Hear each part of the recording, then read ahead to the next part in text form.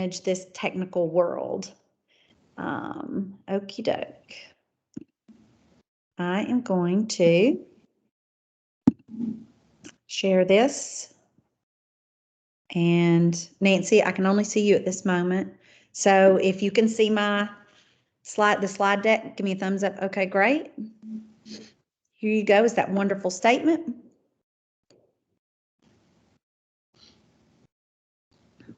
Would we like to take turns, each one of us reading one? No, I'm joking. Read it. I think we're good to go. Okay.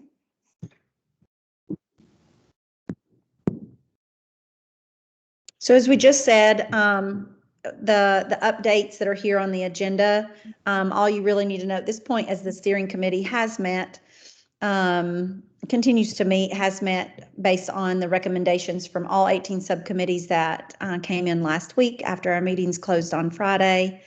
You do have new resources that were dropped in last week or a Saturday morning. And so know that those are there. Another drop hopefully today. There are no real follow-ups from meeting number 4 that are not addressed in the resources in your Google Drive. And so remember, meeting number 5 today is really to kind of look at those final recommendations up against the draft and really see if there's anything missing or anything that needs some additional clarification. We may possibly dip into, as I said just a moment ago, meeting number 6, those policy recommendations and those definitions. If we don't get there today, it's no big deal. We will have meeting 6 to do that, which is next week. These are back to back. There is no off week this go round. But if we do get into it, that's fine as well. This just means that we'll be able to go ahead and stop on time today. No real need to go over.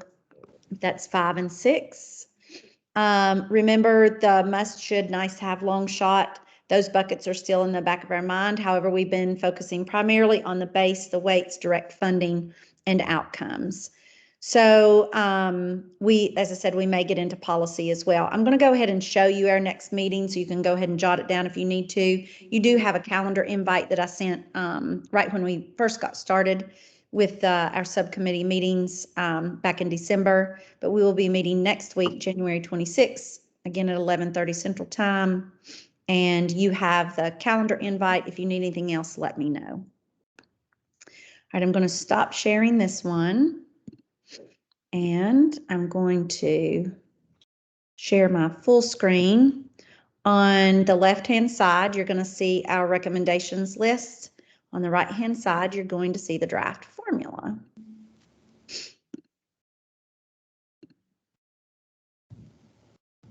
Okay.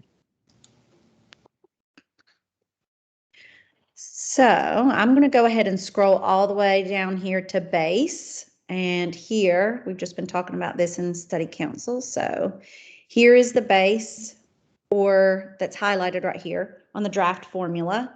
And we're just looking for that representation from our recommendations and or any need to clarify. You may also want to take just a moment and familiarize yourself or refamiliarize yourself with the draft. An awful lot of what is maybe not present in one area may actually crop up in another one. There's also a section down here at the bottom that says additional considerations supported by subcommittees. So I'll head back up here to the top. And Nancy, I'm just going to turn it over to the two of you. So the idea, as you heard from Jamie, is to take a look in each of these sections to make sure that what we talked about and what you were proposing is well represented.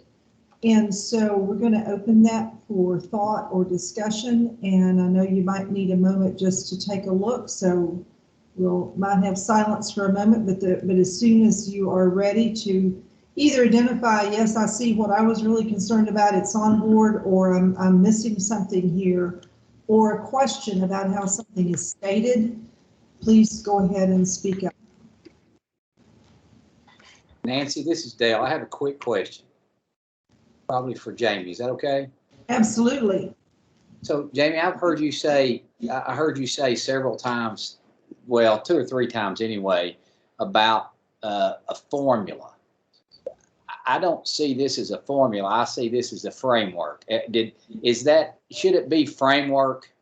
And if so, okay. Yes, that's much more accurate. Thank you for that clarification. And the reason, and I wasn't, the reason I say that to you and to the entire group is that we have requested a formula for a number of weeks and haven't received anything. We're not looking for a dollar amount necessarily, because we know that the legislature has to do that. Right. But we certainly would want to get our hands on a formula so that we can see how it impacts school districts. But this is not a formula, correct? This is the framework. That is a great clarification. It would definitely fall more into the framework. We do not have dollars attached, and yes, absolutely. Thank you very much. So, and Jamie, I'm not being, please, you know me, I'm not being picky on this one. But when you just said what you said, I can't let it go either, because you said we can't give you a dollar. We're not asking for a dollar. You can give a formula without giving allocations. Okay, so, and I have said that to the commissioner too. So we again request formally that we want to see the formula, not dollars, how it's going, because we know that's got to come from the legislature. Okay. Thank you, Dale. Can I ask one other question on the draft framework overview on the right? Yes, Jamie. Can you just give us, Jamie, a sense of how this was put together? Was this based off all the conversations happening across the subcommittees, and you kind of looked at what was rising to the top? Does it also include all of the public comments and like a qualitative analysis of, okay, we saw this show up in several emails, so we want to elevate this in the framework? Just a little more on where this document came from. It's a consolidation of all of the feedback and recommendations from subcommittees. Okay, thank you. Yep, good question. Now, my question would be, when you look at what we recommended in the base versus the base over here, 2 questions come to mind. There's somewhere on here, and I could be staring at it right now, that said all of the current items will be included in the base, correct? So is the base that's on the right-hand side areas where there's going to be increased funding? So for instance, currently right now principals are in the funding formula. It's not on that base sheet, so that doesn't indicate that principals won't be funded. It's just these are the areas of emphasis. Am I interpreting that correctly? Okay. Right. So when you see the bullet point that says educator salaries, then that would fall in kind of embedded in that educator salaries bullet. And then I would say to that point then, one of the things that isn't on the base that we're seeing on our base, SROs. That was one of the things we had a discussion about, school safety. And right now the funding is outside of the BEP, but bringing that inside the BEP. Okay, I say BEP. I know we're talking about a new one, but hopefully everybody understands it's outside, bringing it inside a funding formula. So Ben, with that, you can just kind of throw that out to the group, and we'll form a general consensus of whether or not that wants to go on the meeting number 5 recommendations list under base.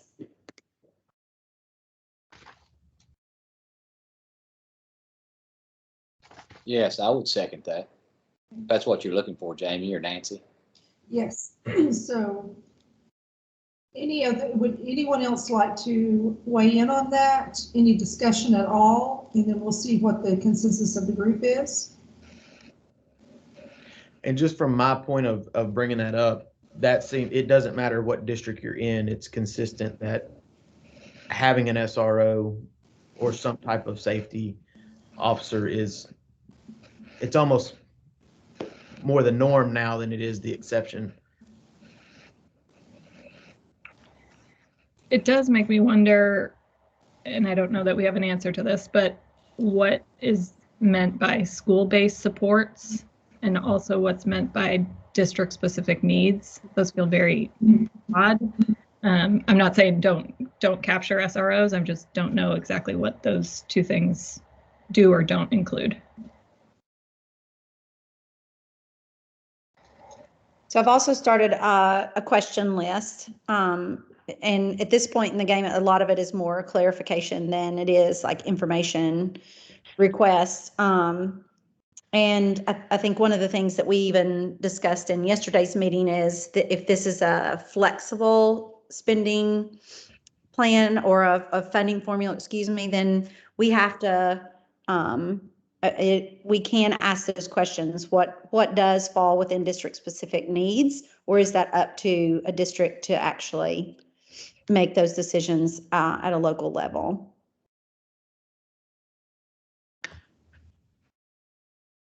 So I'm really hearing two items of discussion, and one is back to the SRO discussion, and if we want to see that as a group included in consideration for the base. So can we address that, and then we'll come back and make sure that Jamie's two questions are listed and that we ask for guidance. So I know we had a recommendation, and Bill seconded that. Not that we've been terribly formal in that regard, but to say maybe we could see a thumbs up, thumbs down. Do we want to include SROs, or is there anyone who has concern about doing that?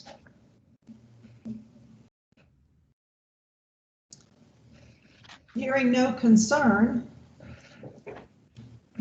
Jamie, let's go ahead and add that to our discussion of items that we'd like to see in the base. Okay, done. And then I want to go back to Jamie Simmons' questions for a moment to make sure that we have captured those. Do you feel confident that you've got those two questions to get answers?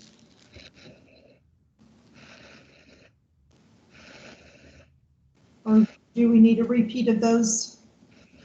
Jamie, so currently what I have is, does educator salaries include administrators, and does district specific needs, or what does district specific needs really entail? Also for Dale's question, continued request for formula. Those are the three that I have captured thus far. Okay. There. So I have one. I have one that, you know, under base where we have put a section about quality professional development. I don't see that under the base of the draft formula overview. We also are only suggesting under the base that our committee is suggesting is that professional development only for teachers. What about PD for principals, assistant principals, or other educators, even superintendents for that matter? Because if we really want to modernize where we are today, we certainly need forward-thinking leaders.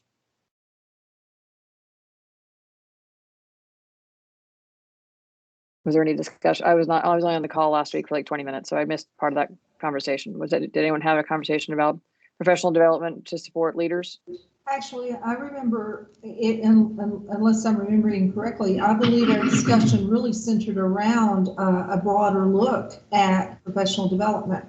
And we did talk about various areas, but others, you'll help me remember that discussion. That's how I remember it too. Yeah, because I remember specifically personally saying something about the need for building level leaders and that sort of thing, having principals and assistant principals having professional development opportunities. So Tara, I think your point's well taken. And that should be added. Yeah, and that was just for the pure fact that we're not even funding that now. So that would be, I think it's definitely important to consider it's something new. Yeah. Thank you.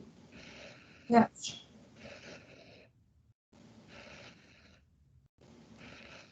Right. Another that you're finding that we need to clarify or add?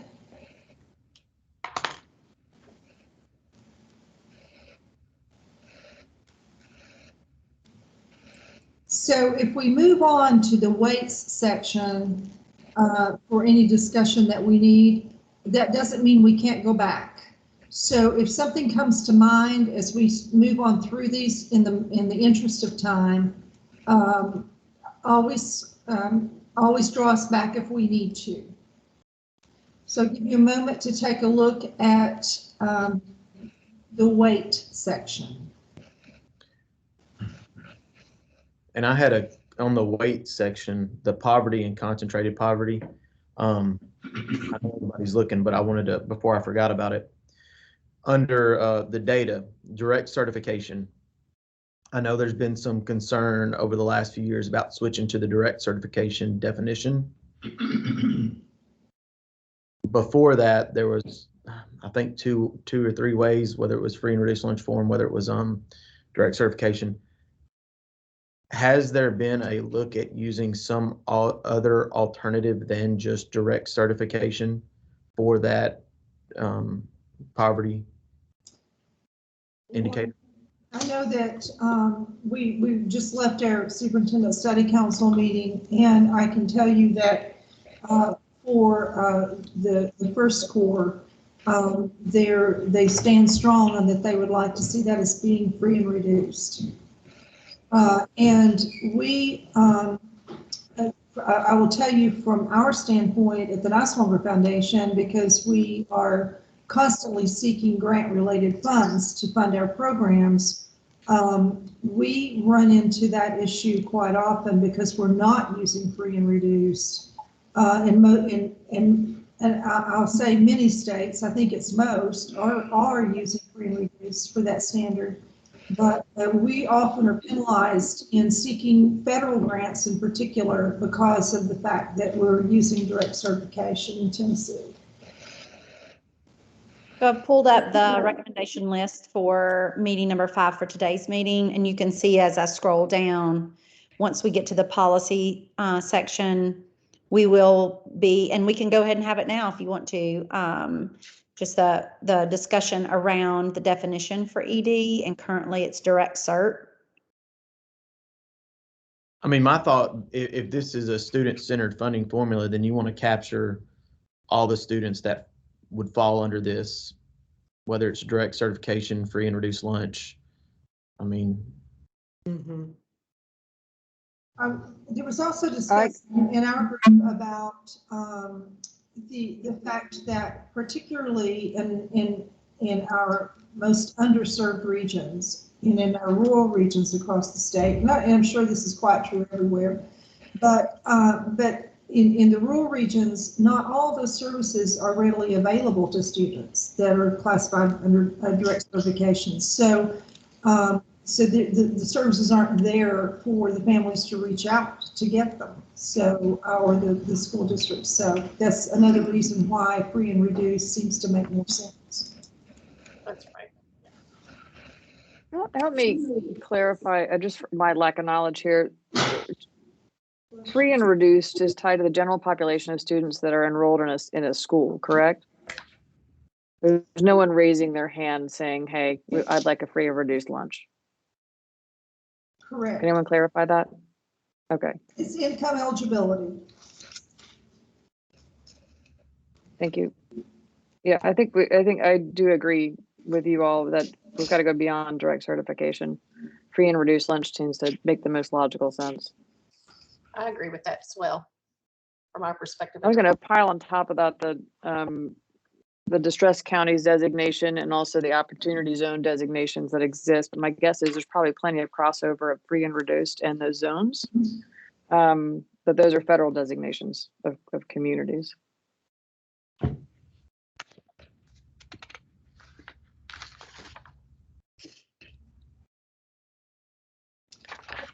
Good policy discussion. I have a question, Nancy, just following up under the poverty and concentrated poverty weight, and wondered on the charter schools, certainly understand the added weighting for facility burdens, but wondered about the last part of additional funding will be available to support in-classroom services and resources for students. Are we double dipping there? I mean, obviously, these would most likely be concentrated poverty schools, so the weight would be there. Is it a double weight? Let's open that discussion to anyone on the group that would like to respond. It looks like the way that's stated is it's tied to facilities, Sarah. Well, the latter part, though, Tara, that's what I was wondering, available to support in-classroom services. And Hey, Sarah, I think that may pertain to special needs and support Okay, for students. okay. That's, it's right now it's done on an average versus a direct student issue or need. So that's a point for clarification though, but it's good. Yeah, that's helpful. Thank you. I think on our last call, we had asked for some additional information from the department regarding why the charter schools were not just in the regular base. I think, hadn't we? Didn't we ask for some additional information there? I believe I recall that. I know that we had the discussion. So on the our subcommittee, so the subcommittee meeting, and you can watch that online. I'll put the link back in the chat. And also on our chair meeting, the commissioner addressed it last week. And so at this point, there are parents who are choosing to send their students to charter schools, and those students will need funding as well. And so the feeling is that those students also need money and funding on their end. So as you can see, the weighting at the bottom is light. So they're heavy, moderate, varies, and light. So it sounds like I haven't Jamie, I probably haven't done my homework then. I know parents choose the charter school for one reason or another, but I'm still trying to find out why that additional weight is on there, even if it's light. I know I heard Tara say something about facilities. If that's the reason, I'd just like to find out, because currently right now, don't charters, and you all probably are better equipped to answer this question than I am, but my question is, there's a pot of money outside our current funding formula that assists with that. Is that correct? And is that money going to be rolled into this, or what? Am I halfway close to thinking about what this looks like? So currently in Tennessee, charter schools that use, if they have a building within a district, they pay rent. And so this will incur their rent plus maintenance and improvement costs. Hey, Dale, I think you're referring to kind of the facility fund that's kind of on a year-to-year basis. Is that what you're talking about? That's what I'm asking. Is there a pot of money outside of that? And do all charters get it? And how much is it? And is it going to be rolled into this new formula too? Dale, I don't know if all get it. I know it's a grant. It is outside the current model, though. It's an additional appropriation. I can speak to the fact that the current charter facility funds haven't even gone out for the 2021-2022 school year. So as someone who's supportive of the charter school facility funding, the reason is let's put it into the base or put it into the formula instead of having it be an outside source of funding, because you can't count on that. It's one time, not recurring. And also it just creates a steady stream for charters to know this amount of funding is coming every year, as opposed to, based on what the legislature allocates year to year. And Jamie, isn't it a bigger? Oh, go ahead, Dale. I'm sorry. No, and then conversely, a school district would go to their local funding body to request for that type of. Right. Correct. Yeah, and charters don't have that same access to the kind of the local, financing revenue that a district would have, and so they're having to spend that out of the per pupil. It's my understanding, which creates a challenge for the operators.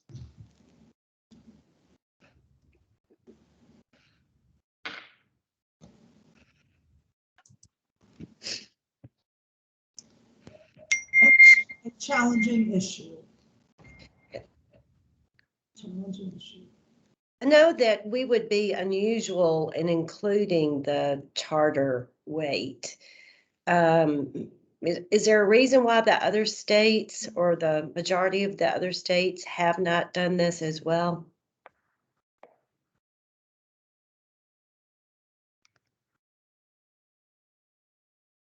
Okay. Yeah.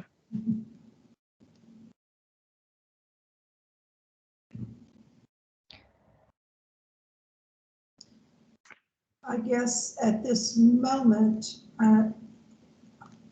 is there a question we need answered still, Dale? I don't know if there's a question, just trying to find out if it is truly just about the capital needs of those charter schools, I guess. Just the reason why it's in that category is what I'd like to know, if it is truly infrastructure or what it would be. Facilities, I mean.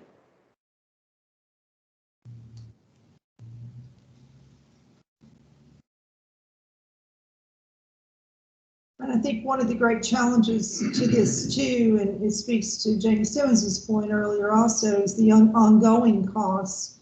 But what the state is able to do during this process that is one time or short term based on a good financial situation versus what we are going to be able to commit to as ongoing funding is going to be a really key issue to all this discussion, I think.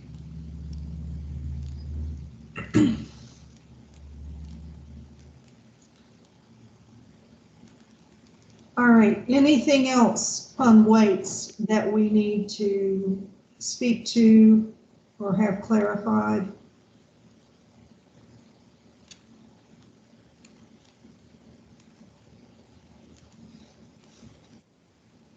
We're a little past the halfway point of our meeting, so let's move on to. One thing I did see with the unique learning needs, I saw in the public comments related to dyslexia. Yes.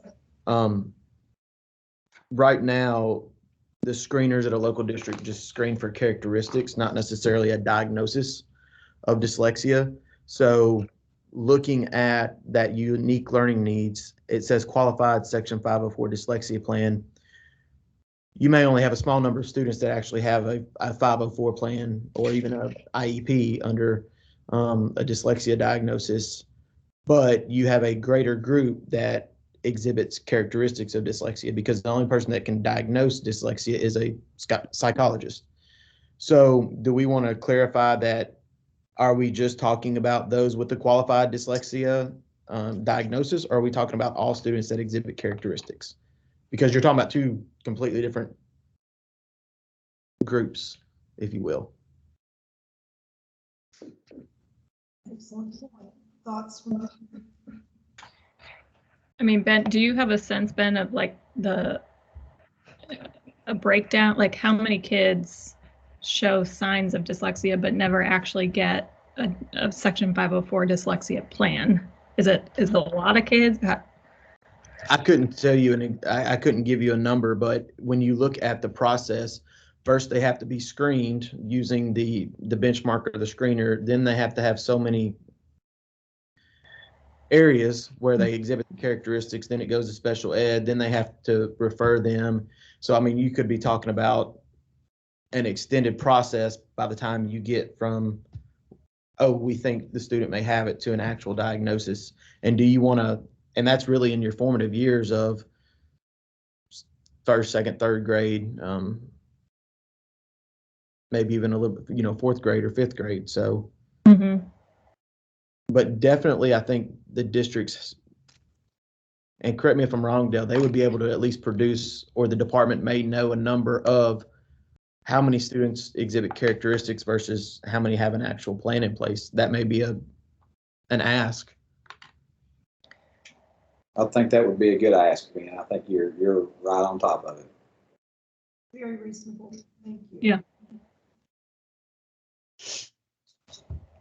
Let's move to a discussion on direct funding and take a look, if you will, at this language.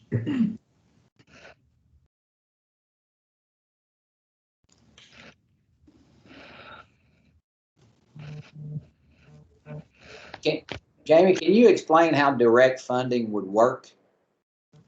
I can understand the base and then probably wait, and then tell me about direct funding, how that would look.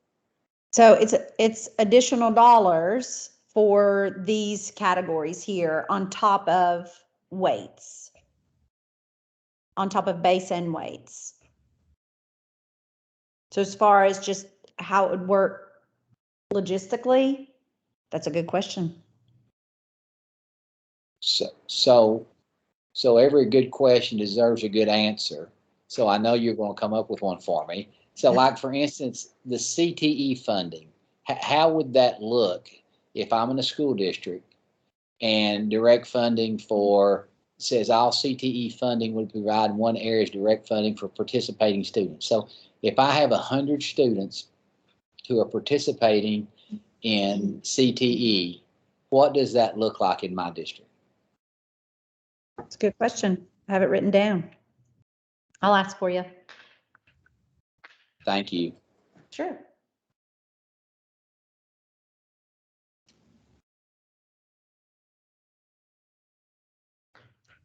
And I guess the only other thing would be, as far as these ideas go, defining fast growing, defining, are we defaulting back to the state Perkins plan on defining a CTE student? What are we using to define those different metrics?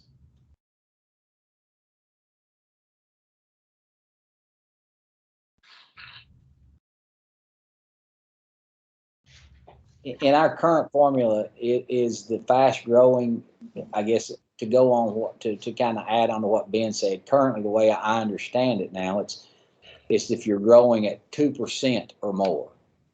And I think there's a pot of money set aside to those school districts that grow more than 2%. Is that what we're looking at doing? Jamie, that's it.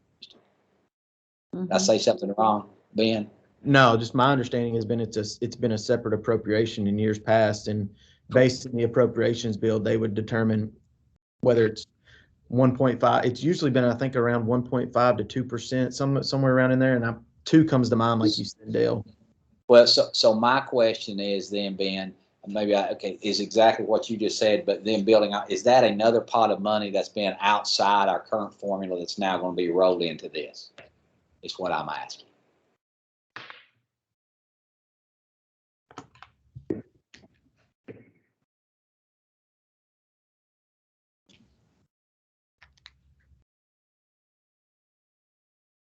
Okay. Question recorded. Anything else? Jamie, can you talk to me, probably everybody else on here knows it, talk to me about a little bit about the direct funding for tutoring. I mean, I read it, but can you explain it a little bit better to me? So currently, there are funds that are supporting Tennessee All-Core, and those funds, of course, are going to run out. And so many folks have seen a lot of success with Tennessee All-Core and other types of high dosage, low ratio tutoring before and after school. And so there has been a real interest in sustaining that as an innovative program, so to speak, in other ways. This also really supports the mandate for our learning loss and student acceleration statute for our retention, our third grade retention. So this money that you're referring to has been outside the BEP also, or outside our current formula also, correct? Currently, yes. I guess that, okay, so I have another request now. We have mentioned at least 4 or 5 pots of money that are currently outside of our formula that now we're talking about rolling into. I guess as a committee member, I would like to know how much money is out of our current formula now in these different areas like SRO, school safety, pre-K, all the things we just mentioned that we're looking at rolling into now. That's going to look like, if we're not careful, that we're increasing funding, which, maybe it's just moving from here to here. So I'd like to know that. And I know it would probably be beneficial in some ways for districts because they wouldn't have to be applying for grants or anything like that, what you just mentioned, Jamie, but I don't know if anybody else has that request, but I do. Okay. I think it's a great request too. I do too, yes.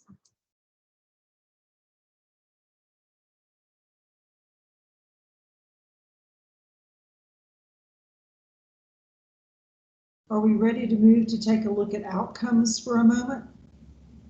Can I just flag? I think I clearly support tutoring. I think it's can be transformative for kids.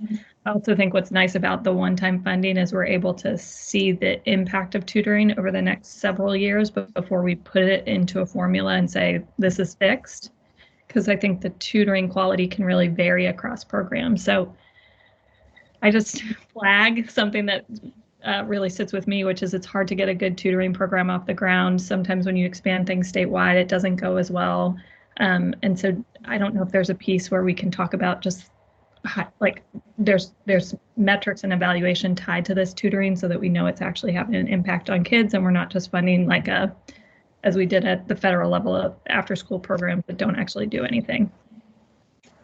Well, and kind of just to pile onto that, Jamie, I think it's also important to recognize right now we have the tutoring program that is filling a pretty big gap of learning that dropped during the COVID crisis. But that tutoring is a stopgap. It is a moment in time when you do such intensive tutoring. If we are relying solely in every district on very, very large amount of tutoring, then our K-12 system isn't doing what it needs to do.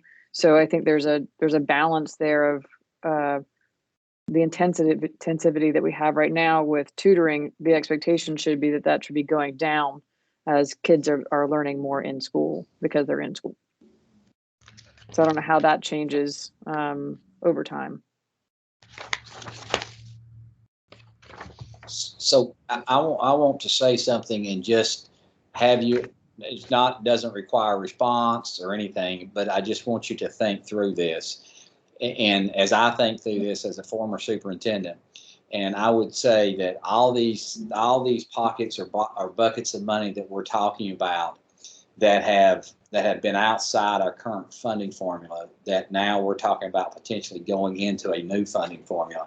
I will just tell you from a director's or superintendent's point of view, when local flexibility is great. But I also want you to know when you're trying to improve salaries, when you're trying to take care of benefits for employees, when you're trying to do all the things within the district that you need to do, and you've been mandated to have such as whatever these things are outside of that all comes into play. And that's dangerous for me in thinking through this all too, is that, what school district would not want to have an SRO or SROs in all their schools and those kind of things. But when you also are a school district and you're trying to decide, we haven't given a salary increase in 3 years or 4 years, all of that comes into play. And putting all this in one bucket is just something we all need to carefully think about. And I know you have, but I just have to say that from a past superintendent's perspective. Thank you, Dale. And I know that's what I hear regularly from our superintendent's group.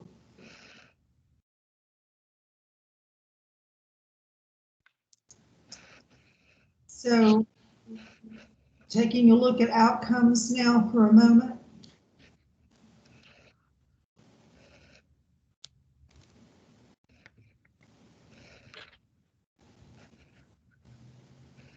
I mean, the first question that comes to mind is the literacy piece, the data source. It's got a question on there, basically, an implied question of what are we going to use to define literacy, whether it's a benchmark, TCAP. So, I mean, are we talking about on grade level? Are we talking about reading? Are we talking about reading comprehension? Those are all different things. It's a huge issue, and I totally agree with you. That definition is going to be critical. Because if you're talking about just strictly reading, you're going to have a higher number than if it's reading comprehension. And you're certainly going to have a higher number of that than you would on grade level. So do we want to? What does everyone else think? I guess is what I'm asking.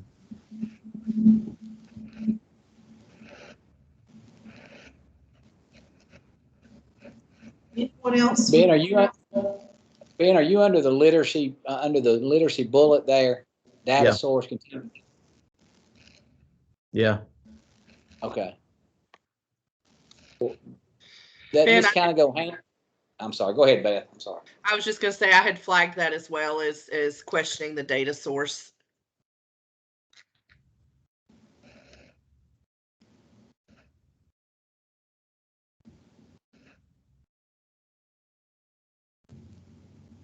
And then are we going to talk about, now I'm asking, are we going to focus on just one grade level, or are we looking at multiple grade levels to define literacy? I think that's a great point.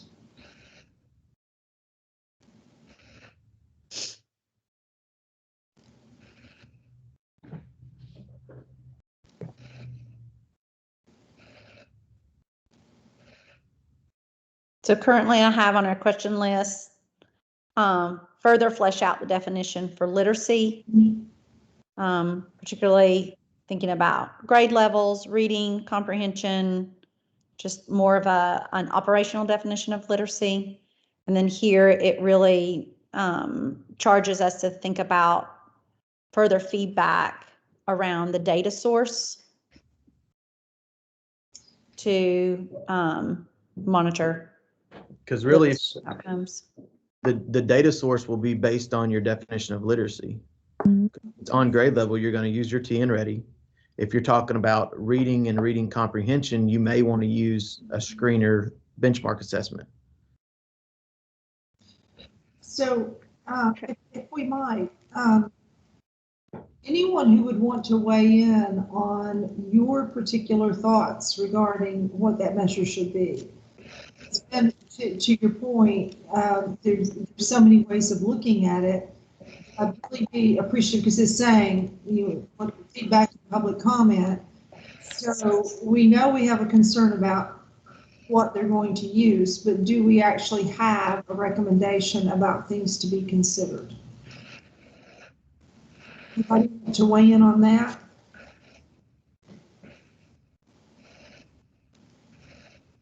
I don't know if I'm going to answer your question, Nancy, but I would say we're talking about literacy, and I'm going to guess that whoever added this to the list was thinking more about the early grade, the third grade literacy, since that seems to be such a hot topic. But we're not saying anything about numeracy. Do we not believe math is as important as reading? Should that also be an outcome that we're paying attention to? Since the next one is ready grad indicators or the outcomes. I do question a little bit about the ACT versus SAT. I recognize they're two different tests. We all sat through them. ACT is still required for a student to graduate from high school. So it seems like that would be the more of a heavy hitter than the SAT. I think they're just looking at an equivalency on the two. Is that a composite score too, or is that just on English, or what is that? That's a composite. Composite.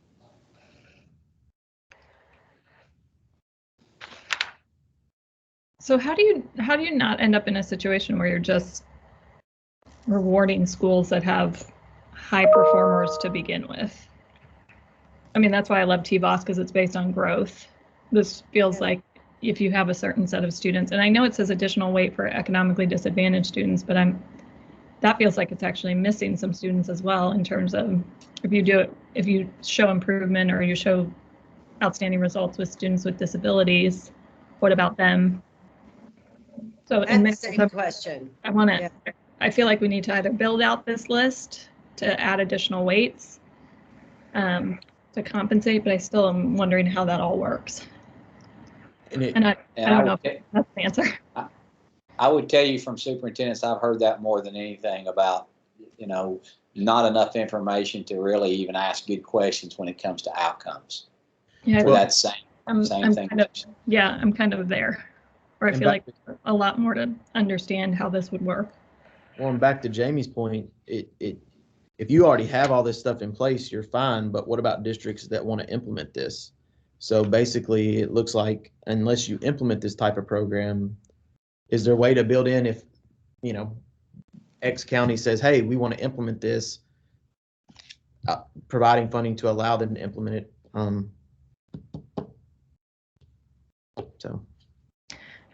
And Well, that it seems as though we're yeah. financially supporting those schools and districts that are already doing what is expected of them, and we're not supporting those that need additional support. They don't need additional funding and help. So it's those students that are most crisis mode where we're not providing additional funding because they're not making the cut. And I think that seems to be.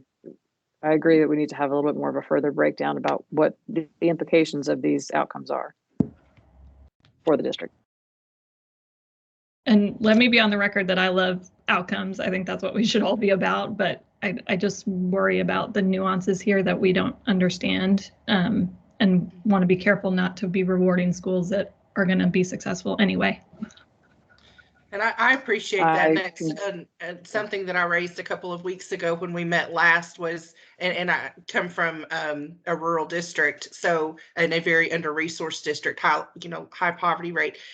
I can see this exacerbating current inequities because there are going to be students in districts who cannot access all of these opportunities, and so that is a huge concern of mine.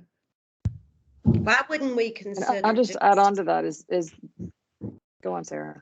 No, you go ahead. I was just wondering. Just adding on to that. Go ahead, Tara.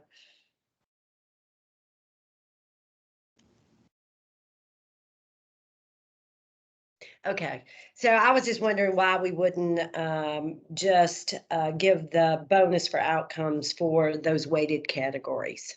Why wouldn't we just do that? And not for everybody.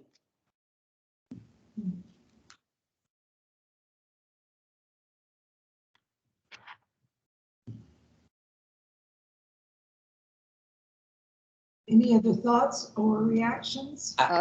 The other thing I think I was talking about things originally I was mentioning from a district perspective. I think I recognize we talk a lot about this being at a student level.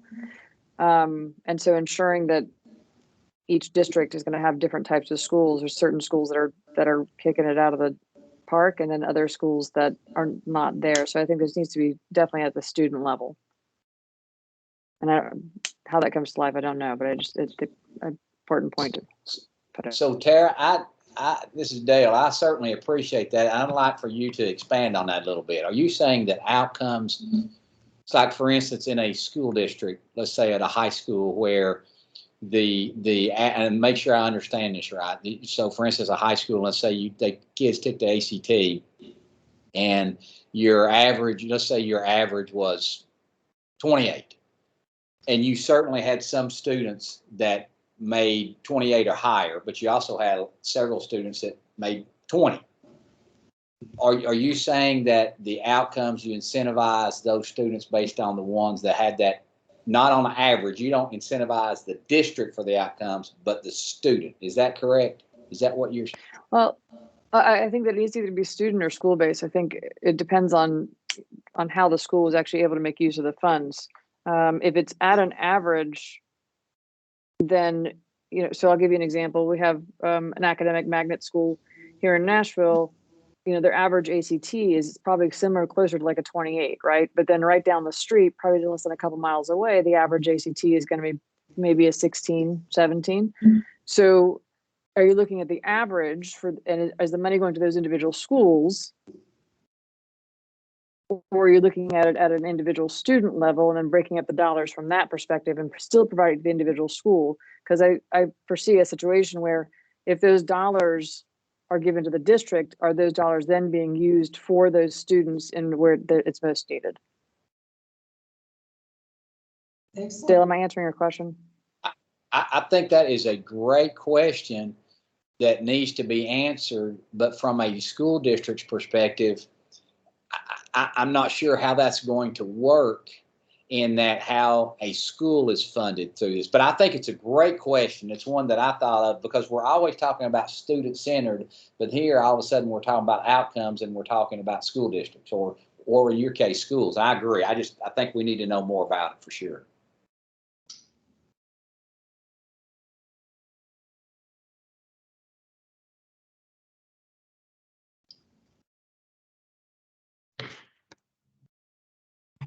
Are there any other items that we want clarified or comments about outcomes? Because I want to be sure in these last moments that we have time for Jamie just to show us exactly the questions she has from the group, the additions that we added in, and you have a chance to react to that and make sure that she's captured everything that you had concern about today.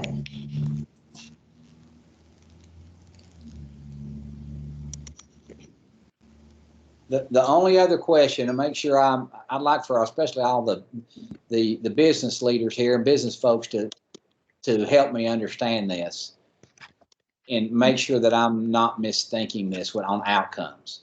In education, we've got a finite set of money that will be allocated to us. I mean, we're starting with knowing how much money we're going to have eventually, whatever that appropriation turns out to be. However, in thinking through this on outcomes, regardless of how great you do as a school or school district or a student, there's a pot of money that is going to be given to schools or school districts there, one way or the other. And I'm just making sure that I'm thinking through this in regards to outcomes. It's not an infinite amount of money. It's a finite set of money that's going to be appropriated to schools or school districts. And so consequently, how the outcomes play out is already determined. There's a pot of money that school districts can get for outcomes. And that is inside whatever formula we get. I'm just trying to make sure that, it's not regardless of how many districts meet these targets, there's enough money to take care of all this. You start with a set amount of money and then you come up with this. And I'm just trying to think through this. Budgeting wise, if I'm trying to budget for a school system. Well, I think logically that makes sense, Dale, because if we don't have a set of basic dollars or the foundation that I think we talked about earlier, if we don't have that already in place, schools aren't going to be able to really plan for the future, right? If it's too dynamic, but then you've got to have some level of dynamicy if we're going to actually be able to support a student-based, student-weighted budget. Yeah, and I'm just trying to think about how I would budget for that next year. And so anyway, thank you.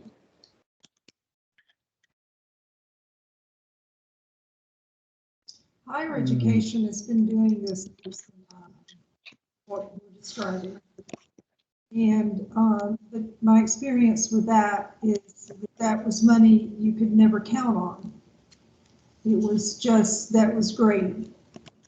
And so you had your, and I don't know that that's what they're thinking. I'm not proposing that. I'm just saying there's a finite amount of money, to Dale's point.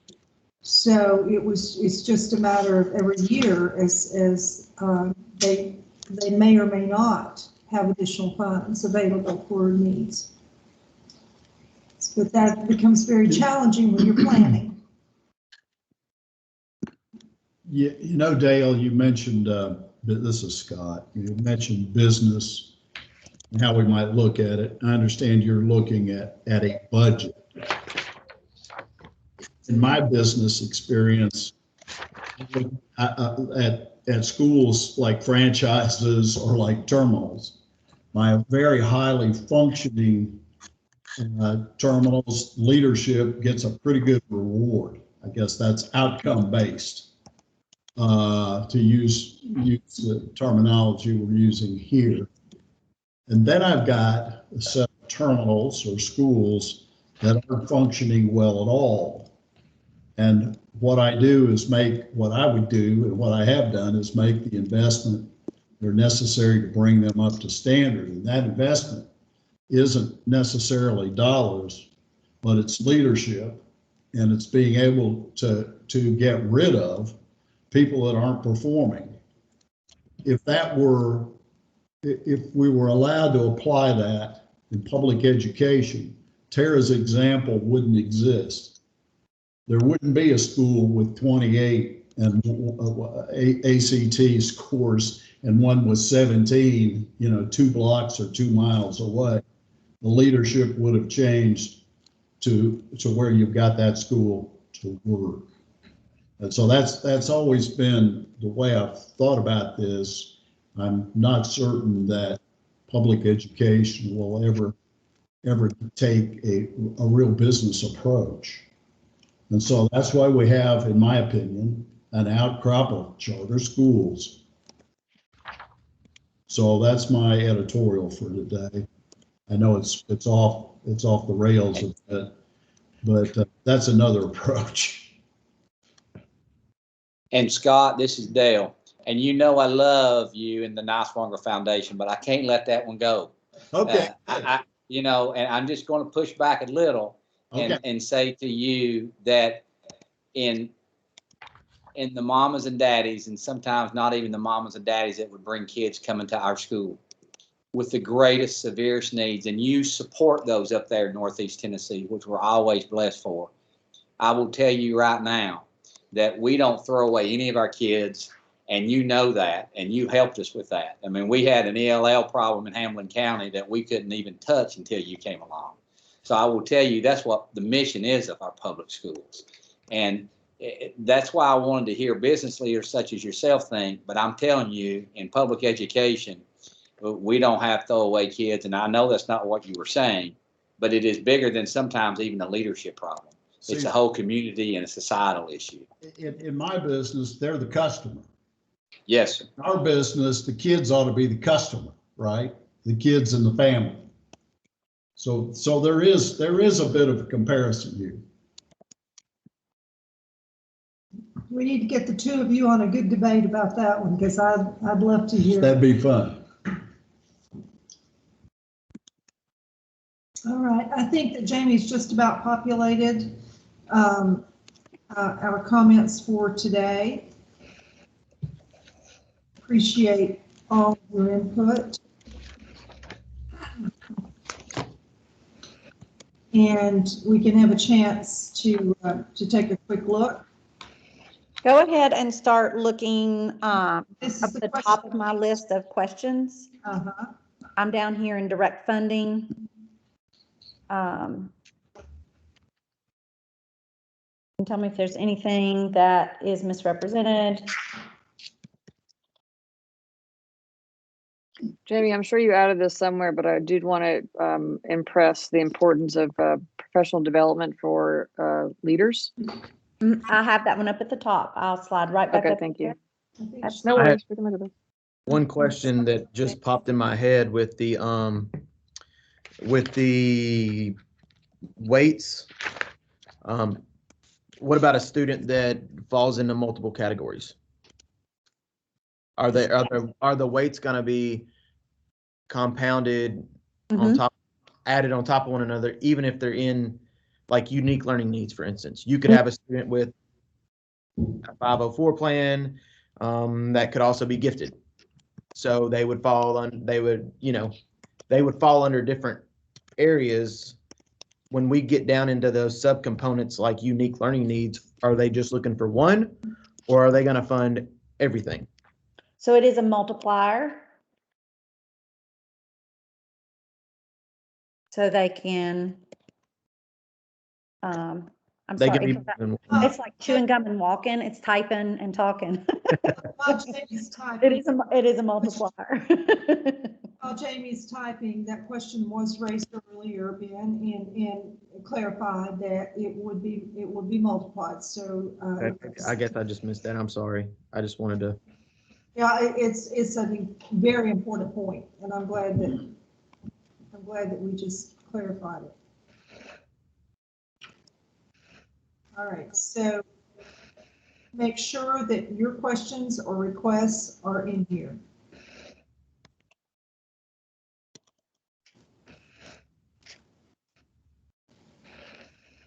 And otherwise, I saw that in base, Jamie had added the SROs. She had also added professional development across the groups.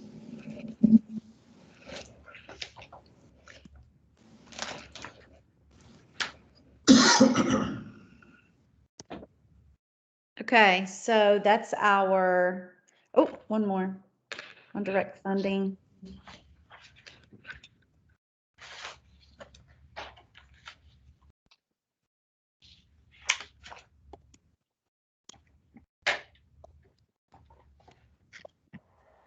Okay.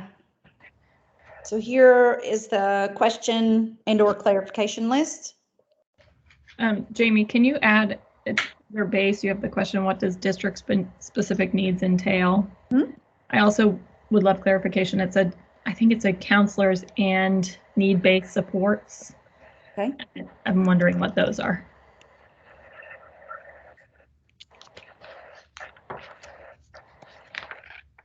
Mainly the need-based supports, but you can put counselors in.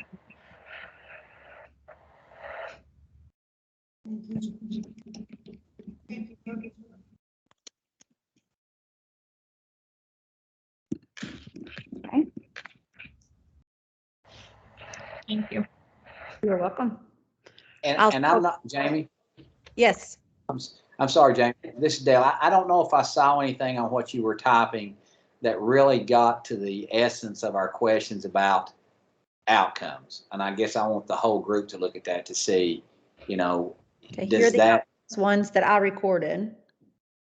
I think we were asking about how does this, the way that I heard it and the way that my question is too, is I think there was a real question about, you know, I think we were looking at achievement versus growth. You know, are we just rewarding schools that are already doing this work? How do we get to an outcomes part of this did I miss that? So, Okay, there you go. Thank you. I see it now. Thank you. okay, is that enough or do you need me to add more?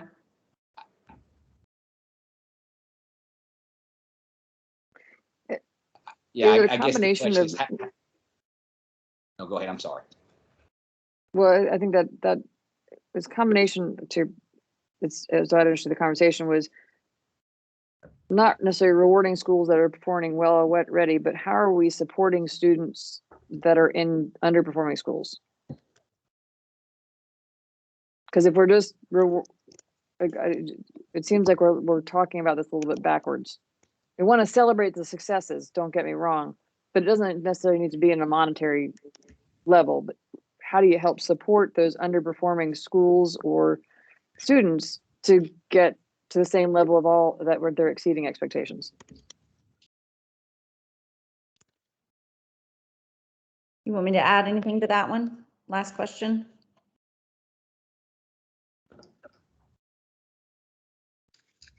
I don't know, Jamie, this could be just me nitpicking, but I feel like we should be supporting students rather than rewarding them for attending. Okay. Underperforming. Yeah. That's fine. Yeah. I'm just typing what I hear and you all wordsmith as you see fit. Doesn't hurt my feelings one bit.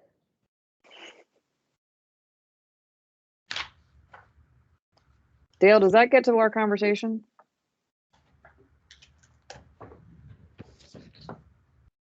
Much better, yes.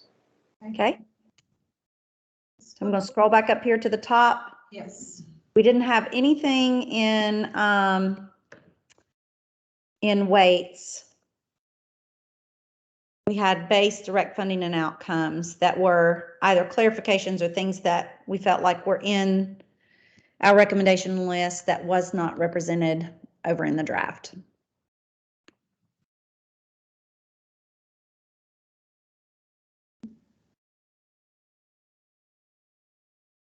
Going to direct funding. Anyone? Anything else? Nancy, I will send to you for your final thumbs up before sending over to the commissioner. And I will also drop this as a PDF into our meeting number 5, Google Drive. All right, guys, we'll see you same time, same station next week. And remember that next week is really digging into those policy questions. So take a hard look at that this week, and please feel free to take counsel with any of your affinity groups, and we'll come back together next week and give our best advice. So thank you so much. Bye-bye. Everybody stay warm.